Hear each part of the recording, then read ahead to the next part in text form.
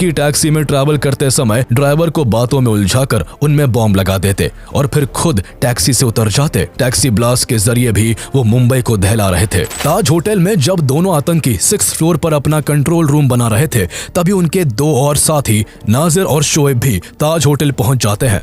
Hotel पहुंचते ही ये दोनों आतंकी पागलों की तरह अंधाधुंध फायरिंग करते हुए कई लोगों को मार देते हैं और 4 लोगों को हॉस्टेज बनाकर रूम नंबर 520 में ले जाते हैं। अब इस रूम में 4 आतंकी और 5 हॉस्टेजेस होते हैं। इस वक्त कोई आतंकी लगातार किसी से फोन पर आगे के हमले को लेकर बात कर रहा होता है, तो कोई आतंकी 5 बंधकों की आईडीज को गूगल पर सर्च करके ये ढूंढने की कोशिश में लगा होता है कि काश इनमें से कोई एक बड़ा आदमी हो जिसके जरिए भारत सरकार पर दबाव बनाकर नेगोशिएशन किया जा सके। लेकिन पकड़े हुए लोगों में कोई भी बड़ा नाम नहीं मिलने पर आतंकी कमरे की चादरों और पर्दों में आग लगा देते हैं और रूम को लॉक करके खुद बाहर आ जाते हैं।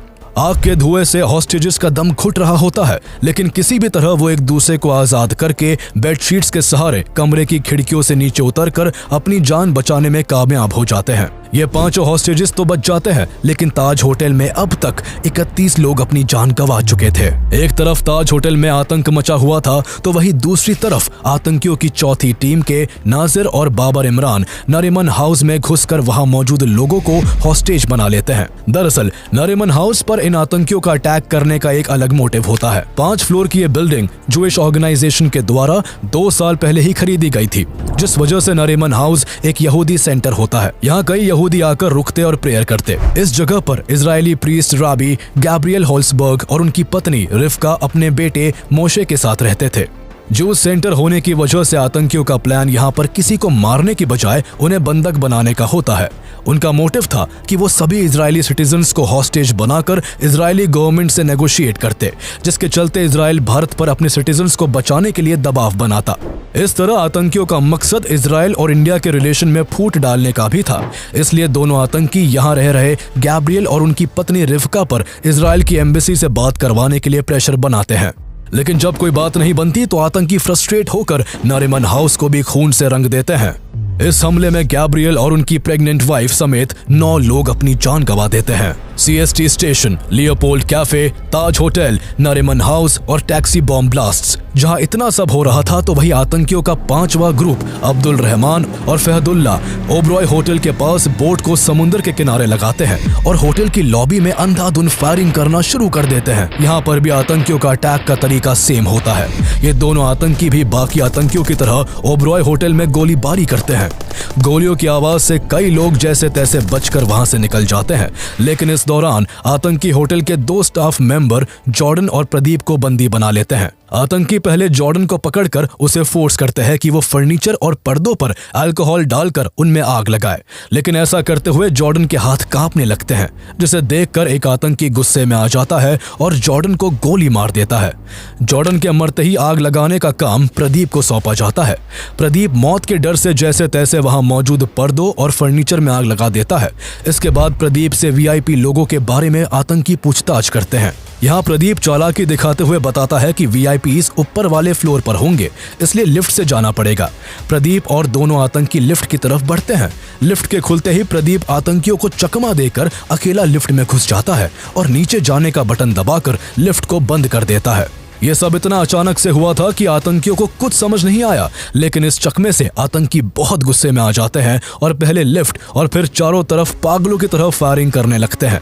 इस हमले में 30 से ज्यादा लोग अपनी जान गंवा देते हैं। एक ही दिन एक ही वक्त पर अलग अलग जगह से अटैक्स की खबर सुनकर महाराष्ट्र पुलिस क्लूलेस हो जाती है। कुछ देर के लिए उन्हें समझ ही नहीं आता कि उन्हें क्या करना चाहिए।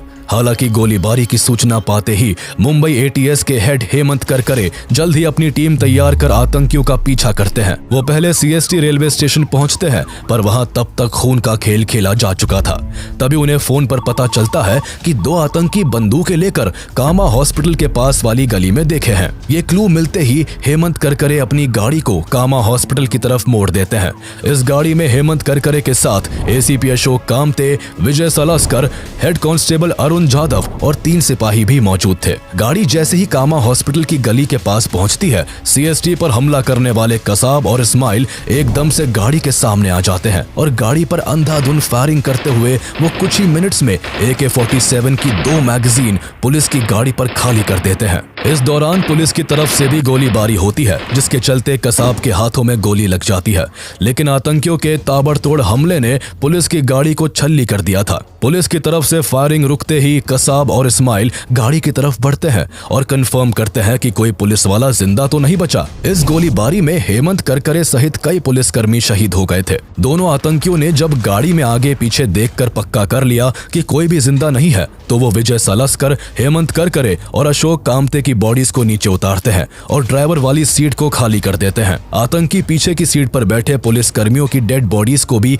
गाड़ी से उतारना चाहते थे, लेकिन पीछे का डोर ना खुलने की वजह से टाइम ना वेस्ट करते हुए वो आगे वाली सीट पर बैठकर गाड़ी को लेकर वहां से मालाबार हिल की तरफ निकल जाते हैं। हालांकि गोलीबारी के कारण गाड़ी की हालत काफी खराब हो जाती है।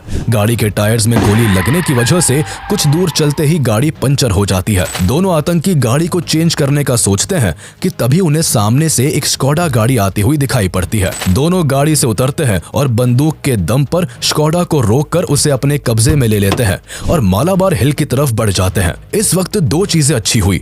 एक तो आतंकी स्कोडा कार में बैठी फैमिली को मारना भूल जाते हैं और दूसरा ये कि आतंकियों का ध्यान नहीं जाता कि जिस पुलिस कार में बैठकर वो यहाँ तक आए थे, इसके पीछे की सीट पर हेड कांस्टेबल अरुण जाधव अभी भी जिंदा थे।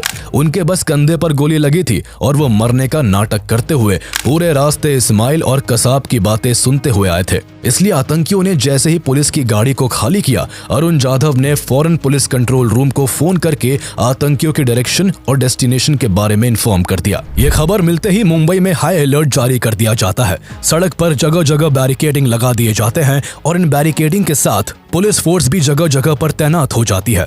पुलिस के हरकत में आने के कारण अब चारों तरफ से दोनों आतंकी पुलिस वालों से घिर जाते हैं। भागने का एक भी मौका ना देख वो बैरिकेड तोड़ने की कोशिश करते हैं।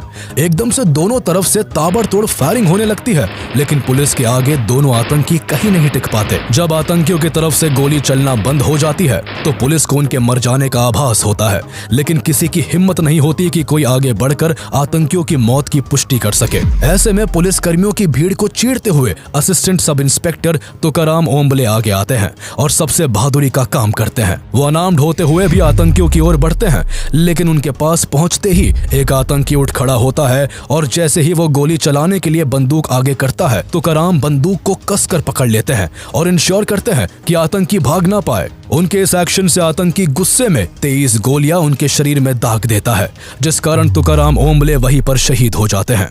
हालांकि शहीद तुकाराम ओम्बले का बलिदान व्यर्थ नहीं जाता। जहां एक आतंकी पहले ही मारा जा चुका था, तो वहीं उनकी बहादुरी के कारण दूसरे आतंकी को जिंदा पकड़ लिया जाता है। पकड़े गए आतंकी का नाम कसाब था, जो बाद में इन्वेस्टिगेशन के लिए बहुत काम आता है। लेकिन अभी भी 8 आतंकी बाकी थे जो मुंबई में आतंक मचा रहे होते हैं। इनके अगले एक्शंस के बारे में जानने से पहले ये जानते हैं कि आखिर ये अटैक्स हुए ही क्यों, ये अटैक्स किसने करवाए और कौन इन सभी हमलों का मास्टरमाइंड था। दरअसल 6 दिसंबर 1992 को बाबरी मस्जिद डेमोलिशन के बाद भारत दंगों की आग में चल रहा था। ऐसे में कई इस्लामिक टेररिस्ट ग्रुप भारत पर अटैक करने की फिराक में थे। इन अटैक्स का पहला एग्जाम्पल 12 मार्च 1993 को देखने को मिलता है, जब मुंबई में एक के बाद एक पूरे 12 बॉम्ब ब्लास्ट होते हैं, जिनमें 257 लोगों की जान चली जाती है और 1000 से ज्यादा लोग घायल हो जाते हैं। इन अटैक्स की छानबीन के समय पता चलता है कि धमाकों में यूज किया गया RDX मुंबई में समुद्री रास्तों से लाया गया था। इस कारण समुद्र की सिक्योरिटी टाइट कर दी जाती है और कोस्ट गार्ड के द्वारा मुंबई के कोस्टल एरियाज की लगातार हेलीकॉप्टर और शिप्स के जरिए पेट्रोलिंग की जाती है। लेकिन अचानक से 2006 में इस पेट्रोलिंग को नेवी की तरफ से रोक दिया जाता है। नेवी के इस फैसले के कारण भारत के खिलाफ साजिश कर रहे टेररिस्ट ग्रुप्स को भारत पर अटैक करने का एक अच्छा मौका मिल जाता है। भारत को इस बात की भनक भी नहीं थी कि पाकिस्तान में बैठा लश्कर-ए-तैयबा का लीडर हफीज सईद भारत पर एक ऐसा अटैक प्लान कर रहा है जो पूरी दुनिया का ध्यान खींच ले। इससे पहले भी कई बार हाफिज सईद भारत में कई अटैक्स करवा चुका था, लेकिन इस बार बड़े धमाके के लिए उसे कुछ ऐसे लोगों की तलाश थी जो इस काम में उसका साथ दे सके। इत्तेफाक से ऐसे समय में उसकी मुलाकात दाऊद सईद गिलानी से होती है, जो अमेरिका में रहकर ड्रग्स के बिजनेस का काम करता था और इस काम के चलते कई बार जेल भी जा चुका था। दाऊद गिलानी के पिता सैयद सलीम गिलानी एक पाकिस्तानी डिप्लोमेट थे और माँ एलिस सिरिल हेडले अमेरिकन थी। इस वजह से अपीयरेंस में दाऊद बिल्कुल किसी फॉरेनर की तरह दिखता था। इस खास अपीयरेंस की वजह से ही हाफिज सईद दाऊद का इस्तेमाल किसी खास मकसद के लिए करना चाहता था। 2001 से ही हाफिज सईद लगातार दाऊद गिलानी के टच में रहा और अपना मंसूबा पूरा करने के लिए 2002 में हाफिज सईद दाऊद को दावत के बहाने पाकिस्तान बुलाता है। दोनों जब मिलते हैं तो हाफिज दाऊद को अपना प्लान बताता है। हालांकि